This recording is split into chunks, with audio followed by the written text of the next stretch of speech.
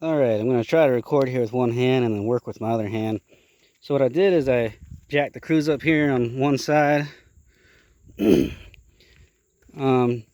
Just so that way when I go to take off these, well, it's more than one name. I'm trying to remember here. VVT solenoid seal, VVT cam seal, camshaft position actuator seals. There's multiple names for it. But anyways, I didn't want oil to pour out. So yeah, I have my car and engine tilted at an angle. I wasn't sure if oil would pour out. So this is an old seal here already. I already put a new one on here. And then let's see if I can put it back in here.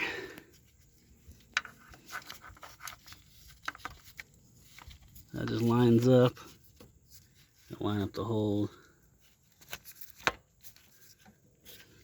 Pretty simple stuff. Got two of these E10 bolts. So you can use an E10 socket would be the safer way to go. You could use an 8mm, like a normal socket if you want to, but there's also a risk that you could strip it. So it's a lot safer if you use an E10. Alright, and then these will torque down to 71 inch-pounds.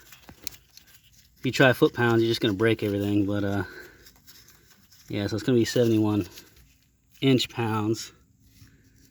This plug here is going to plug back in.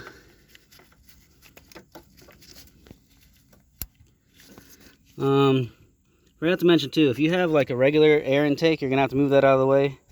I have an aftermarket cold air intake from ZZ Performance. I still got to put the heat shield on it, but for right now, where'd it go? Oh yeah, I just unplugged the mass airflow sensor and got that out of my way for now. Okay, so I showed you how to put it back on. Now let me show you how to take one of these off. So you squeeze here on there's a little gray tab. Squeeze on the gray tab. And then this just pulls right off, super easy. And then I already loosened these. They weren't on very tight at all when I put my socket on it there. It didn't even feel like they were torqued to 71 inch-pounds.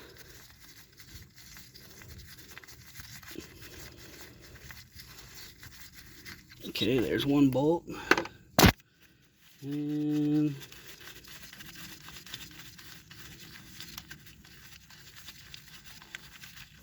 two bolts.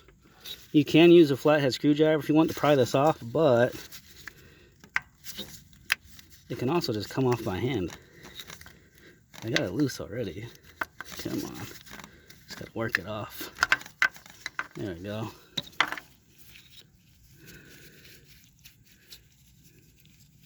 I didn't even see any damage on the other one,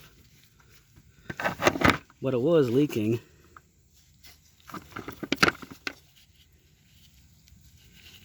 I don't see any damage on this one either, but I have had a leak. So anyways, now I just have to put the new one on. I'm going to put a little oil on it and put it on there. And then put it back together. And then the other oil leak that I have to do, but I'm not going to do myself, is way down. You can't even really see from here, I don't think. Way down there, the big pulley, the crankshaft pulley, also called harmonic balancer. The seal in there is leaking oil everywhere, and it keeps making a squealing noise. Even though I already replaced the belt here, it still makes a squealing noise here and there. So I'm gonna have a professional do that. I'm not gonna do that myself.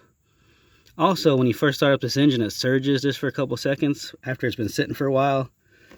I'm hoping that's the reason why. I don't know why it does it. So anyways, that's it for now. It's pretty easy stuff. Oh, and then maybe I'll make a video after I finally get my spa blue heat shield on. Maybe also after I switch out this valve cover to a newer one that's spa blue, and I'll have my engine bay completed and everything matching. Maybe I'll take a video of that when I'm done.